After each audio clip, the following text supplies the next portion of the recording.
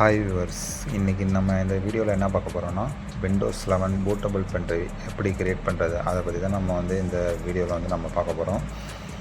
இதுக்கு நமக்கு என்னென்ன டூல்னால் தேவைப்படும்னா ரெஃப்யூஸ், அப்புறம் என்னன்னா விண்டோஸ் 11 ஐஎஸ்ஓ ஃபைல் நமக்கு தேவைப்படும். இப்போ ரெஃப்யூஸ் அதை நீங்கள் என்ன டேரெக்டாக சர்ச் பண்ணிங்கன்னா அது என்ன டேரெக்டாக அதோட வெப்சைட்டு உள்ளே கொண்டு போவோம். அது உள்ளே போனீங்கன்னா அதில் கீழே ஸ்க்ரால் பண்ணி பார்த்தீங்கன்னா அதில் refuse 4.6 EXE platform Windows X64. உங்கள் விண்டோஸ் என்ன பிளாட்ஃபார்மோ அதுக்கு ஏற்ற மாதிரி டவுன்லோட் பண்ணிக்கோங்க. என்னோடய இது 64 பிட், அதனால் X64 நான் டவுன்லோட் பண்ணிக்கிறேன். சில இது என்னென்னா உங்களுக்கு 32 பிட்டும் வரும், சில பேர் யூஸ் பண்ணுவாங்க. அதில் என்னென்னா X84ன்னு இருக்கும், அதை டவுன்லோட் பண்ணுங்கள். அதுக்கடுத்து பார்த்தீங்கன்னா விண்டோஸ் 11 ஐஎஸ்ஓ ஃபைல் டவுன்லோட் பண்ணோம். அதுக்கு டேரெக்டாக மைக்ரோசாஃப்ட் வெப் பேஜ் உள்ளே போய்ட்டு அதுலேயே நம்ம டவுன்லோட் பண்ணிக்கலாம். அதில் பார்த்தீங்கன்னா உங்களுக்கு ஜென்யூன் தான் கிடைக்கும். நீங்கள் பைரேட்டட்னா வேணும்னா பைரேட்டடு அவசியம் இல்லாத இப்போலாம் நிறையா கீயே பைரேட்டடாக கிடைக்கிது, அதை வச்சு நம்ம யூஸ் பண்ணிக்கலாம். இப்போ இதில் என்னென்னா நம்ம எடிஷன் என்னென்னு அதை கிளிக் பண்ணிட்டு அதுக்கப்புறம் லாங்குவேஜ் கிளிக் பண்ணிட்டு அதுக்கப்புறம் 64 பிட் டவுன்லோட் அந்த இதை கிளிக் பண்ணிங்கன்னா டவுன்லோட் ஆக ஆரம்பிச்சிடும்.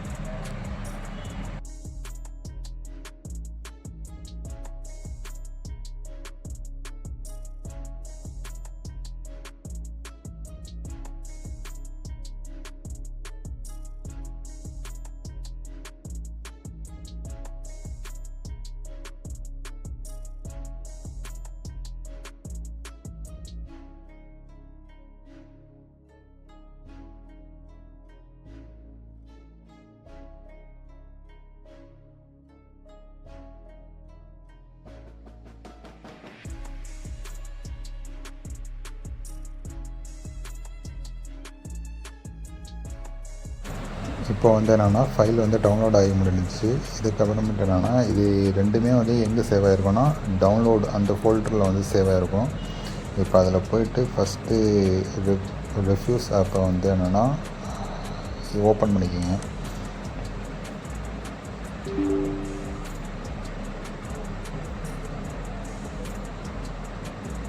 அதை ஓப்பன் பண்ணிவிட்டு செலக்ட் அதை கிளிக் பண்ணிங்கன்னா அதனால் டவுன்லோட் ஃபைலில் தான் நம்ம என்னென்னா நம்மளோட ஐஎஸ்ஓ ஃபைல் இருக்குது, அதை ஓப்பன் பண்ணிக்கோங்க.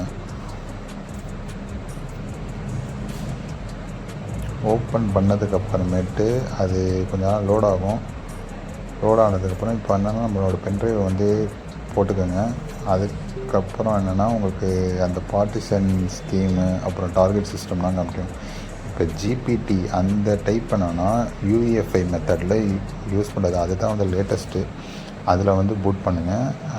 எம்பிஆர் டைப் யூஸ் பண்ணாதீங்க, அது ஓல்டு டைப். அது யூஎஃப்ஐலேயே ஓஎஸ் போடுங்க. இதில் என்னென்னா விண்டோஸ் 11 ரெக்யூர்மெண்ட்னா இருக்கும், 4GB இருக்கணும், டிபிஎம் இருக்கணும்.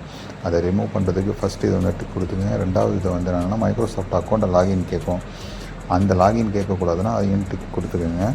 இன்னொன்று என்னென்னா உங்களுக்கு யூசர் இதெல்லாம் செலக்ட் பண்ணிக்கிறது, யூசர் நேம் டிஃபால்ட்டாக கொடுக்குறது அதெல்லாம் இருக்கும்.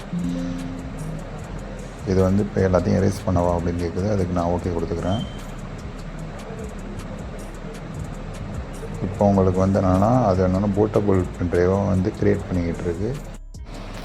இது என்னென்னா உங்களுக்கு கொஞ்சம் டைம் எடுக்கும், அதாவது உங்களோட பென்ட்ரைவோட ஸ்பீடை பொறுத்து இருக்குது. என்னோடய பென்ட்ரைவோட ஸ்பீடு என்னென்னா உங்களுக்கு 6 MB 7 MB அந்த மாதிரி தான் ஸ்பீடு கிடைக்கும். இது 2.0 அந்த பென்ட்ரைவ் தான் இது. அதனால் எனக்கு டைம் எவ்வளோ இது எடுத்துச்சுன்னா 45 மினிட்ஸ் எனக்கு எடுத்துச்சு. இதை நான் என்னென்னா உங்களுக்கு ஃபாஸ்ட் ஃபார்வர்ட் பண்ணுறேன். ஒன் மோர் திங், இன்னொரு விஷயம் என்னென்னா இதில் என்னென்னா நீங்கள் அந்த பென்ட்ரைவ்க்கு அந்த ஸ்டார்ட் இது கிளிக் பண்ணும்போது உங்களுக்கு நிறைய ஆப்ஷன் காமிச்சு பார்த்தீங்களா. அதில் என்னென்னா உங்களுக்கு இப்போ விண்டோஸ் இப்போ இன்ஸ்டால் பண்ணதும் உங்களுக்கு என்னென்னா வெல்கம் பேஜில் நிறையா உங்களுக்கு ஆப்ஷன்லாம் கேட்கும். உங்களுக்கு இதெல்லாம் ஓகேவா அது இதுன்னு கேட்கும். அதெல்லாம் உங்களுக்கு வேணாம், அந்த ஆப்ஷன்லாம் ஸ்கிப் பண்ணிட்டு டேரெக்டாக ஓஎஸை பூட் ஆகிடணுன்னா அதுக்கும் அந்த இதில் ரிமூவ்னு ஒரு ஆப்ஷன் ஒன்று இருக்கும். அந்த இது கொடுத்துட்டிங்கன்னா அது என்னென்னா ப்ரைவசி டேட்டா கலெக்ஷன் ப்ரைவசின்னு ஒன்று இருக்கும். அதை ரிமூவ் பண்ணிட்டீங்கன்னா அது என்னென்னா ஆட்டோமேட்டிக்காகவே அந்த டேட்டா கலெக்ஷன் அந்த இதுக்கு என்னென்னா எதுவுமே கொடுக்காது. அதாவது நம்ம எப்போதுமே வந்து டேட்டா கலெக்ஷன் பண்ணுறதுக்கு நம்ம டிக்ளைன் தான் பண்ணுவோம். அதை வந்து டேரெக்டாக அதுவே கொடுத்துரும். அதுவும் இல்லாமல் என்னென்னா நம்மளே ஒரு யூசர் நேம் எப்படியோ நம்ம நேமை தான் கொடுப்போம். நம்ம ஆஃபீஸ் லேப்டாப் அந்த மாதிரி இருந்தால் தான் ஒவ்வொன்றுக்கும் ஒவ்வொரு நேம் கொடுக்குற மாதிரி இருக்கும். நம்ம பர்சனலாக யூசேஜ் அந்த மாதிரி ஒரு பென்ட்ரைவ் நம்ம வச்சுக்கணுன்னா அதுக்கு வந்து நம்மளே அந்த அந்த யூசர் நேம் கொடுத்து அதுக்கு ஒரு கொடுத்துட்டிங்கன்னா அது ஆட்டோமேட்டிக்காக வந்து யூசர் நேமும் வந்து அதுவே வந்து செட் பண்ணிக்கும். அந்த ஒரு இதுவும் இருக்குது, பெனிஃபிட்டும் இருக்குது ரெஃப்யூஸை பொறுத்த வரையும்.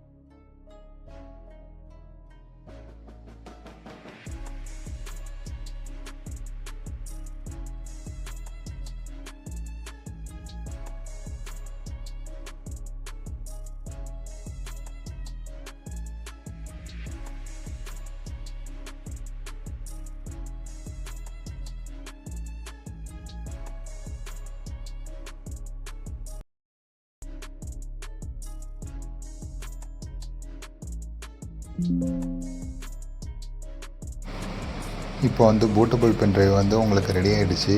இப்போ வந்து என்னென்னா நீங்கள் டேரெக்டாக வந்து லேப்டாப் வந்து ரீஸ்டார்ட் பண்ணி அதை பென்ட்ரைவ் பூட்டபிள் ஆப்ஷன் உள்ள போய்ட்டு நீங்கள் வந்து ஓஎஸ் வந்து இன்ஸ்டால் பண்ணிக்கலாம். நான் உங்களுக்கு நெக்ஸ்ட் வீடியோவில் வந்து எப்படி ஓஎஸ் இன்ஸ்டால் பண்ணுறது அதை வந்து நான் உங்களுக்கு வீடியோ எடுத்து உங்களுக்கு போஸ்ட் பண்ணுறேன். உங்களுக்கு வீடியோ புரிஞ்சிருக்கும்னு நான் நம்புகிறேன். உங்களுக்கு வேறு ஏதாவது டவுட் இருந்தாலும் நீங்கள் கமெண்ட்ஸில் வந்து கேளுங்க, நான் அதுக்கு ரிப்ளை பண்ணுறேன்.